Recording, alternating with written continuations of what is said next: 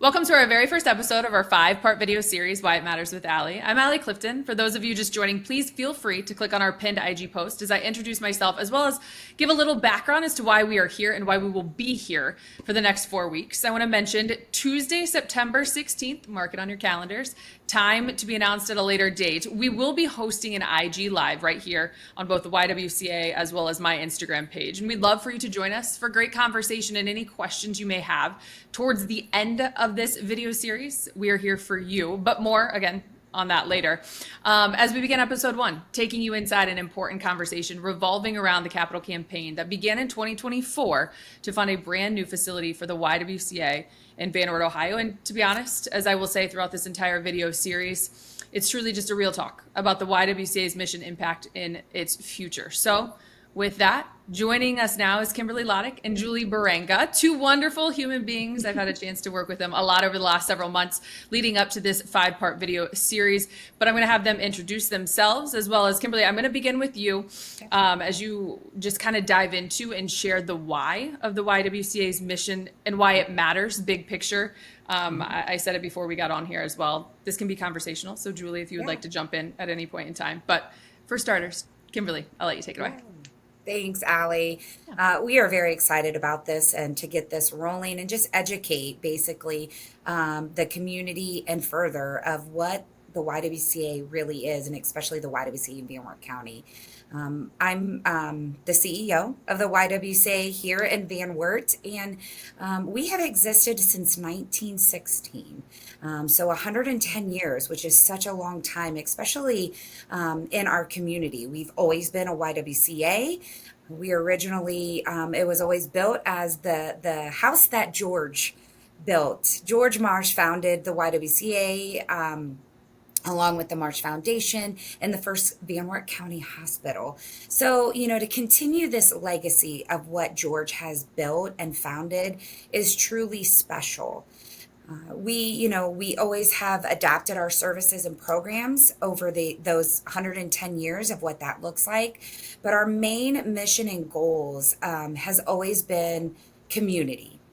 Communities to support women, family, and children, and that's never wavered. Has it looked different? 100%. But we continue to focus on the center of women, children, and families, what that looks like, and our two key pillars, which again, in these series, we will touch more on with the survivor service and youth development.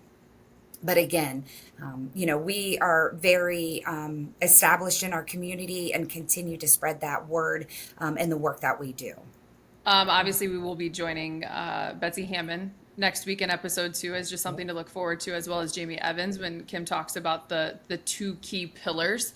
But why now, Kim? Yeah. I guess that's kind of a follow-up for me. Why now? When you talk about 110-year history. Right. So, why? Because we need it. We always say that our building being 110 years old, right? Everyone's like, it's a beautiful building. And it is beautiful. It has served our purpose. And we don't want anybody to think like we're just abandoning this beautiful building and what has done. But, like most things, we grow. And that's a good thing. Our 4 walls have just limited the growth of our programs and services. So being able to serve more in our community has always been a goal of ours long term. And when we just really looked at our building and we've already moved offices and things around, it was just like, we need more space. We need more dignified living space for our survivors, for our youth programming, to just provide them a safer space to come to, and also expand on those programs, which Betsy will talk about more, that we know is a need in our community. So, our biggest thing is why now is because the other big reason is, the Marsh Foundation, as I mentioned, George Marsh founded the Marsh Foundation, donated land to us. So we are very excited about that. So for them to see that vision and partnership and to grow was another reason to go, let's do it. Let's move on this now. So I would say that in itself has just been multiple reasons why now. Obviously, you've put in your blood, sweat, and tears, Kimberly, and you are in it every single day. which is why obviously you are so much the face of this 5-part video series and just the campaign in general. You have your own personal connections, your own personal stories as well. As we kind of transition here to Julie for a moment, because I don't think there's anything more compelling in moments, especially like right now, than having that connection. So Julie, if you don't mind, just kind of what's inspired you to be a part in your position right now. Yeah, so my background with the YWCA is that I started off, my husband and I were donors. We started off supporting the summer food program. We were really moved by the vision of the summer food program to provide safe places for kids to spend their summer and to get meals. We are involved with the Agriculture Society. We're active in the agricultural community through my husband's work, and feeding children is just so important to us. So that's what started our involvement with the YW.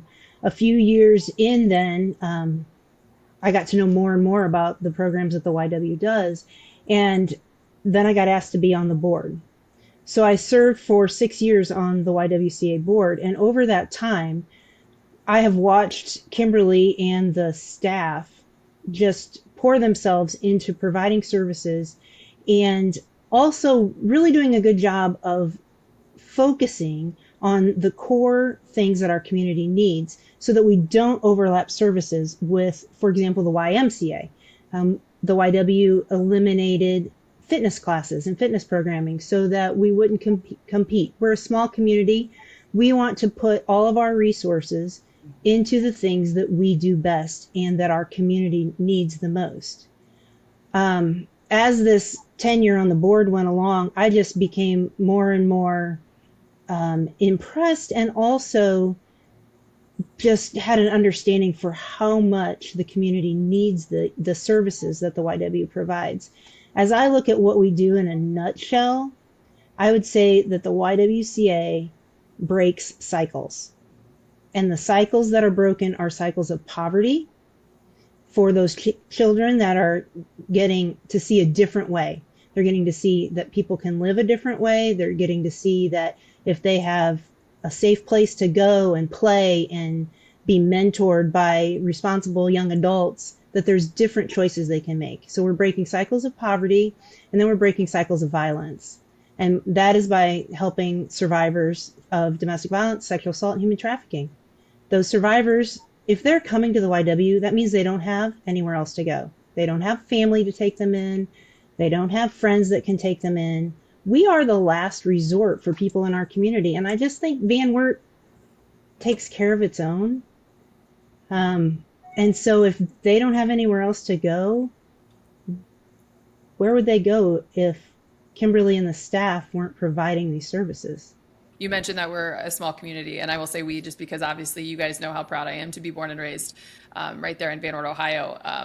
We're small, but we're mighty. And I had a chance a couple of years ago to go back to Van Wert High School and speak to the student body. And throughout my mission of just the conversation over the 45 minutes I got to spend, if there was one thing that I hoped, if they wanted to draw anything from that time, it was exactly that, that if you pour into and you invest and you believe in our hometown, it will give back to you tenfold. And you are two leaders, obviously, who are at the forefront of getting that message out, particularly for the YWCA.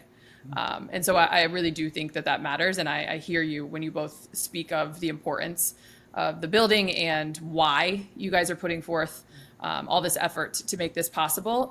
Julie, if someone were to want to get involved, if maybe they're learning about the YWCA right now for the first time during this 5-part video series, kudos to us, that's awesome.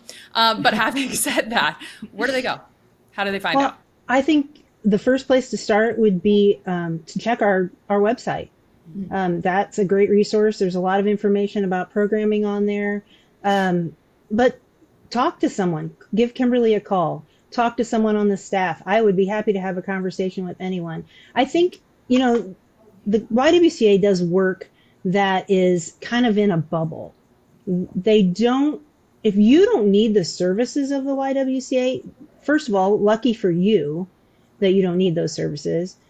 But our building has to be secure for the safety of residents. So it's not like a place where the public can just wander in and check it out. You have to kind of have an appointment or be there for a purpose. So if a person doesn't know about our services because they don't need them or they've never run across it, these kind of conversations are the only way people will find out.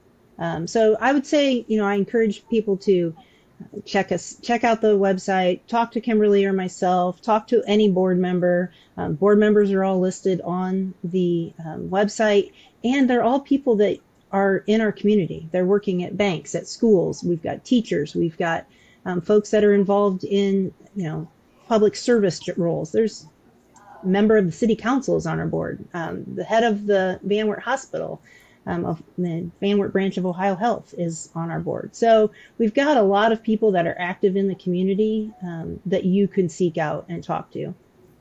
Obviously, the YWCA website is listed here, so feel free to check that out, as Julie mentioned. And over the course of the next several episodes, like I mentioned, we'll dive into the two key pillars: the youth development programming, the survivor services. Jamie Evans, Betsy Hammond will be here to touch on those as they deal with it more so on a daily basis. But before we do wrap this up, Kimberly, Julie, anything else that you would like to add? I would just say, to touch base quick on what Julie said, we always say our services are icky, because again, they're not in your bubble. But again, we always say if we weren't here doing the work, again, who would be doing that work? So, we just want to continue that and continue to provide to our community stuff that is in need. And we're always going to reach out to those in need and provide that service. Yeah, we have a lot of people that, as we've been talking to members of the community for the last year, a lot of people say, I remember when I roller skated at the YW. My kids took gymnastics at the YW. I swam. I swam at the YW. My sister or my daughter lived at the YW when they were going to college. And there's lots of different things the YW has done over the years. And that's been because the YW has met the needs of the community. What the community needs now is not roller skating would be fun, but what we need now is not a place for fitness or, things like that, community activities. The need that's unmet right now is for children to have safe places to grow and be fed and be educated outside of school hours, and for survivors who have nowhere else to go. And so we're meeting the needs today, and we want to build a facility that will be able to meet the changing needs of our community for the next 100 years. Because frankly, the building we have now will not continue to meet the needs of it's not meeting the needs now, and there's no way we can meet the needs for the next 20, 50, 100 years. As they always say, the youth is our future. Security and safety, there's nothing more important than that in life. So to the both of you, Kimberly and Julie, obviously you'll be seeing them throughout the course of this 5-part video series, Why It Matters with Allie. But for now, I just want to take a moment to remind you, every Tuesday for the next couple of weeks, we'll be dropping a new episode of our 5-part series, Why It Matters with Allie. Next week, we'll be joined by a very special individual, Betsy Hammond, head of youth development programming with the YWCA. Again, a conversation you won't want to miss. It's a real talk about the YWCA's mission, impact, and future. Thanks for watching. We'll see you next week.